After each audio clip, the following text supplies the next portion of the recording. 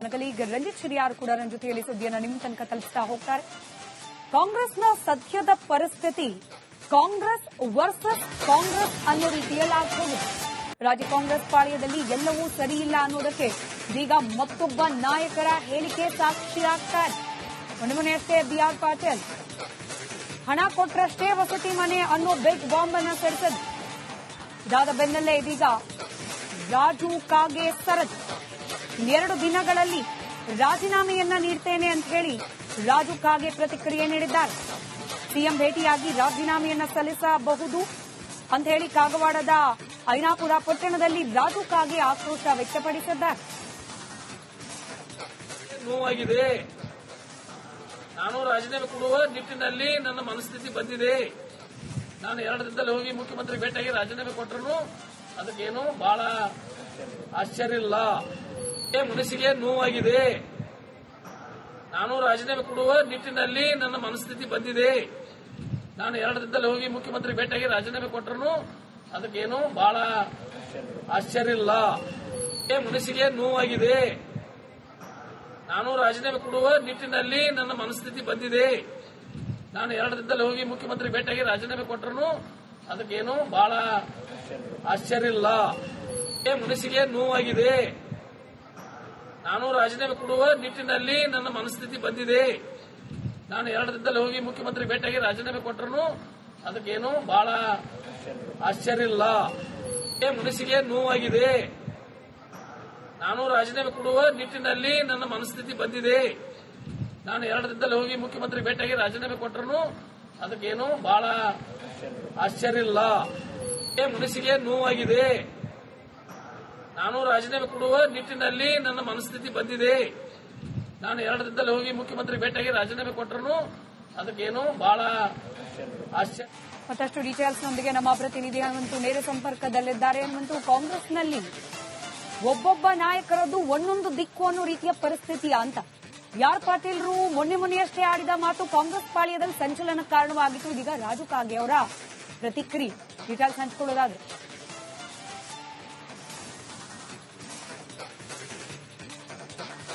ಸ್ಮಿತಾ, ಸರ್ಕಾರದ ಪ್ರಾರಂಭದಲ್ಲಿ ಸಚಿವರ ಕಾರ್ಯವೈಖರಿ ಬಗ್ಗೆ ಹಿರಿಯ ಶಾಸಕರು ಅತ್ಯಂತ ಅಸಮಾಧಾನವನ್ನ, ಬೇಸರವನ್ನ ಹೊರಹಾಕಿದ್ರು. ಅದರಲ್ಲೂ ಕೂಡ ಕಾಂಗ್ರೆಸ್ ಶಾಸಕಾಂಗ ಪಕ್ಷದ ಸಭೆಯಲ್ಲೂ ಕೂಡ ಅಸಮಾಧಾನ ಹೊರಹಾಕಿದ್ರು. ಅಷ್ಟೇ ಅಲ್ಲದೆ ರಾಜ್ಯ ಕಾಂಗ್ರೆಸ್ ಉಸ್ತುವಾರಿ ರಣದೀಪ್ ಸಿಂಗ್ ಸುರ್ಜೇವಾಲಾ ಅವರ ಮುಂದೆ ಕೂಡ ಬೇಸರವನ್ನ ವ್ಯಕ್ತಪಡಿಸಿದ್ರು.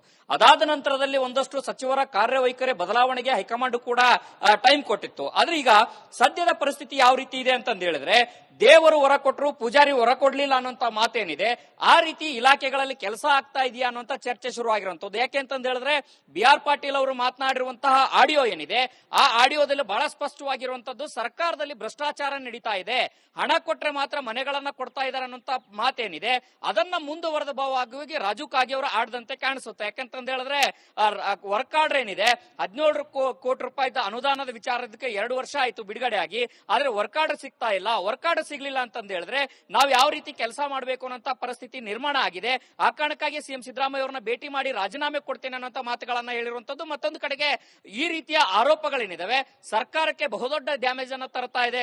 ಸ್ಥಳೀಯ ಚುನಾವಣೆಗೆ ಆಗಿರ್ಬೋದು, ಬೇರೆ ಬೇರೆ ಚುನಾವಣೆಗಳಲ್ಲೂ ಕೂಡ ಬಹುದೊಡ್ಡ ಚುನಾವಣೆಗೆ ಸಾಕಷ್ಟು ಎಫೆಕ್ಟ್ ಆಗುತ್ತೆ. ಇದನ್ನ ಸರಿಪಡಿಸಬೇಕು ಅನ್ನೋ ಒತ್ತಾಯಗಳು ಈಗ ಸರ್ಕಾರದ ಮಟ್ಟದಲ್ಲಿ ಕೇಳಿ ಬರ್ತಾ ಇರುವಂತದ್ದು. ಮತ್ತೊಂದು ಕಡೆಗೆ ಸಚಿವರ ವಿರುದ್ಧ ಈ ರೀತಿಯ ಗಂಭೀರ ಆರೋಪ ಕೇಳಿ ಬಂದಿರುವಂತಹ ಹಿನ್ನೆಲೆಯಲ್ಲಿ ಸಚಿವರು ರಾಜೀನಾಮೆ ಕೊಟ್ಟು ತಾವು ತನಿಖೆಯನ್ನ ಎದುರಿಸಬೇಕು ಅನ್ನೋ ಪಟ್ಟನ್ನ ಹಿಡಿದಿರುವಂತದ್ದು. ಕೆಲ ಶಾಸಕರು ಕೂಡ ಒತ್ತಡವನ್ನು ಹಾಕ್ತಾ ಇರುವಂತದ್ದು.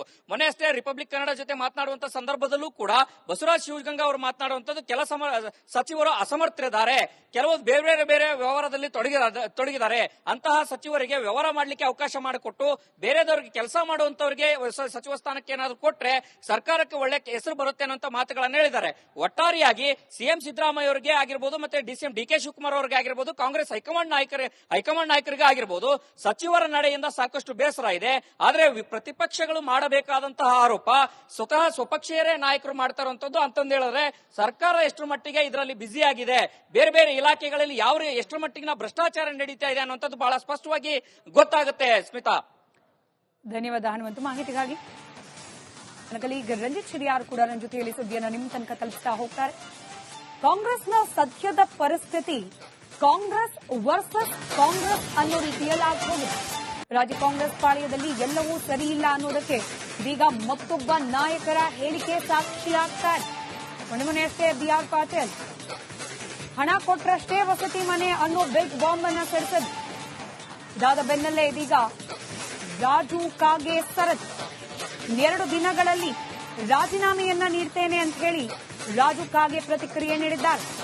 ಸಿಎಂ ಭೇಟಿಯಾಗಿ ರಾಜೀನಾಮೆಯನ್ನ ಸಲ್ಲಿಸಬಹುದು ಅಂತ ಹೇಳಿ ಕಾಗವಾಡದ ಐನಾಪುರ ಪಟ್ಟಣದಲ್ಲಿ ರಾಜು ಕಾಗೆ ಆಕ್ರೋಶ ವ್ಯಕ್ತಪಡಿಸಿದ್ದಾರೆ. ನೋವಾಗಿದೆ. ನಾನು ರಾಜೀನಾಮೆ ಕೊಡುವ ನಿಟ್ಟಿನಲ್ಲಿ ನನ್ನ ಮನಸ್ಥಿತಿ ಬಂದಿದೆ. ನಾನು 2 ದಿನದಲ್ಲಿ ಹೋಗಿ ಮುಖ್ಯಮಂತ್ರಿ ಭೇಟಿಯಾಗಿ ರಾಜೀನಾಮೆ ಕೊಟ್ಟರು ಅದಕ್ಕೇನು ಬಹಳ ಆಶ್ಚರ್ಯ ಇಲ್ಲ. ಮನಸ್ಸಿಗೆ ನೋವಾಗಿದೆ. ನಾನು ರಾಜೀನಾಮೆ ಕೊಡುವ ನಿಟ್ಟಿನಲ್ಲಿ ನನ್ನ ಮನಸ್ಥಿತಿ ಬಂದಿದೆ. ನಾನು 2 ದಿನದಲ್ಲಿ ಹೋಗಿ ಮುಖ್ಯಮಂತ್ರಿ ಭೇಟಿಯಾಗಿ ರಾಜೀನಾಮೆ ಕೊಟ್ಟರು ಅದಕ್ಕೇನು ಬಹಳ ಆಶ್ಚರ್ಯ ಇಲ್ಲ. ಮನಸ್ಸಿಗೆ ನೋವಾಗಿದೆ. ನಾನು ರಾಜೀನಾಮೆ ಕೊಡುವ ನಿಟ್ಟಿನಲ್ಲಿ ನನ್ನ ಮನಸ್ಥಿತಿ ಬಂದಿದೆ. ನಾನು 2 ದಿನದಲ್ಲಿ ಹೋಗಿ ಮುಖ್ಯಮಂತ್ರಿ ಭೇಟಿಯಾಗಿ ರಾಜೀನಾಮೆ ಕೊಟ್ಟರು ಅದಕ್ಕೇನು ಬಹಳ ಆಶ್ಚರ್ಯ ಇಲ್ಲ. ಮನಸ್ಸಿಗೆ ನೋವಾಗಿದೆ. ನಾನು ರಾಜೀನಾಮೆ ಕೊಡುವ ನಿಟ್ಟಿನಲ್ಲಿ ನನ್ನ ಮನಸ್ಥಿತಿ ಬಂದಿದೆ. ನಾನು 2 ದಿನದಲ್ಲಿ ಹೋಗಿ ಮುಖ್ಯಮಂತ್ರಿ ಭೇಟಿಯಾಗಿ ರಾಜೀನಾಮೆ ಕೊಟ್ಟರು ಅದಕ್ಕೇನು ಬಹಳ ಆಶ್ಚರ್ಯ ಇಲ್ಲ. ಮನಸ್ಸಿಗೆ ನೋವಾಗಿದೆ. ನಾನು ರಾಜೀನಾಮೆ ಕೊಡುವ ನಿಟ್ಟಿನಲ್ಲಿ ನನ್ನ ಮನಸ್ಥಿತಿ ಬಂದಿದೆ. ನಾನು 2 ದಿನದಲ್ಲಿ ಹೋಗಿ ಮುಖ್ಯಮಂತ್ರಿ ಭೇಟಿಯಾಗಿ ರಾಜೀನಾಮೆ ಕೊಟ್ಟರು ಅದಕ್ಕೇನು ಬಹಳ ಆಶ್ಚರ್ಯ ಇಲ್ಲ. ಮನಸ್ಸಿಗೆ ನೋವಾಗಿದೆ. ನಾನು ರಾಜೀನಾಮೆ ಕೊಡುವ ನಿಟ್ಟಿನಲ್ಲಿ ನನ್ನ ಮನಸ್ಥಿತಿ ಬಂದಿದೆ. ನಾನು 2 ದಿನದಲ್ಲಿ ಹೋಗಿ ಮುಖ್ಯಮಂತ್ರಿ ಭೇಟಿಯಾಗಿ ರಾಜೀನಾಮೆ ಕೊಟ್ಟರು ಅದಕ್ಕೇನು ಬಹಳ ಆಶ್ಚರ್ಯ.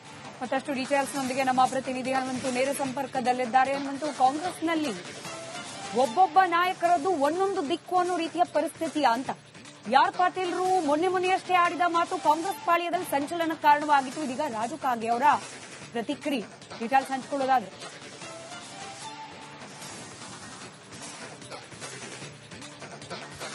ಸ್ಮಿತಾ, ಸರ್ಕಾರದ ಪ್ರಾರಂಭದಲ್ಲಿ ಸಚಿವರ ಕಾರ್ಯವೈಖರಿ ಬಗ್ಗೆ ಹಿರಿಯ ಶಾಸಕರು ಅತ್ಯಂತ ಅಸಮಾಧಾನವನ್ನ, ಬೇಸರವನ್ನ ಹೊರಹಾಕಿದ್ರು. ಅದರಲ್ಲೂ ಕೂಡ ಕಾಂಗ್ರೆಸ್ ಶಾಸಕಾಂಗ ಪಕ್ಷದ ಸಭೆಯಲ್ಲೂ ಕೂಡ ಅಸಮಾಧಾನ ಹೊರಹಾಕಿದ್ರು. ಅಷ್ಟೇ ಅಲ್ಲದೆ ರಾಜ್ಯ ಕಾಂಗ್ರೆಸ್ ಉಸ್ತುವಾರಿ ರಣದೀಪ್ ಸಿಂಗ್ ಸುರ್ಜೇವಾಲಾ ಅವರ ಮುಂದೆ ಕೂಡ ಬೇಸರವನ್ನ ವ್ಯಕ್ತಪಡಿಸಿದ್ರು.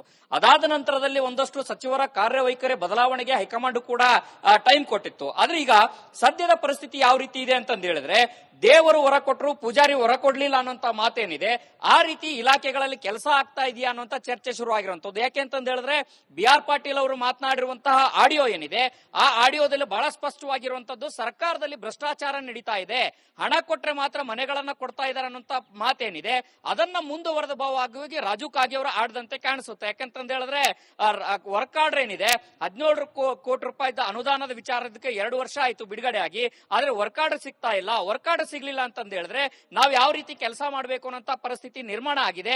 ಆ ಕಾರಣಕ್ಕಾಗಿ ಸಿಎಂ ಸಿದ್ದರಾಮಯ್ಯ ಅವರನ್ನ ಭೇಟಿ ಮಾಡಿ ರಾಜೀನಾಮೆ ಕೊಡ್ತೇನೆ ಅನ್ನೋ ಮಾತುಗಳನ್ನ ಹೇಳಿರುವಂತದ್ದು.